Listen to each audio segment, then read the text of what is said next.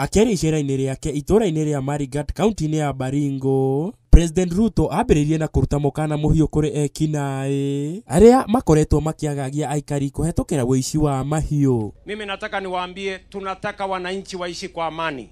Tunataka wakulima waendelee na biashara yao na wafugaji. Tunataka watoto wetu wasome, tujenge uchumi, tuendeshe Kenya. Mambo ya vita, mambo ya kupiganisha wananchi, mambo ya insecurity, hiyo maneno nimesema tutakomesha. Amorĩtie gũcokia mĩcinga ĩrĩa megwatĩire mũgarũ na watho, na kwaga ũguo nĩ megũtũngwo nĩ ikinya rĩhiũ rĩa watho. Imefika siku ya mwisho, na siku ya mwisho ndio sasa. Tunaelewana watu wa Baringo? Si hawa watu kila mtu arudishe bunduki kama maneno bado ijaharibika? Warudishe si namna hiyo? Na wasijidanganye. Sisi tunajua kila mmoja mwenye yako na bunduki. Don't cheat yourself.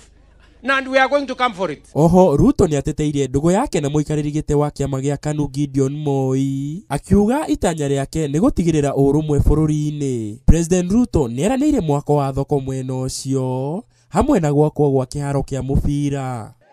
Si mumesikia tunajenga soko Kenya? Hapa Marigat.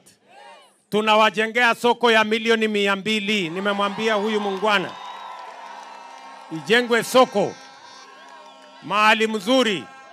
Sasa Kabarnet, mji yenu ya Kabarnet hapa, tumewapatia shilingi milioni 900 kujenga stadium ya Kabarnet.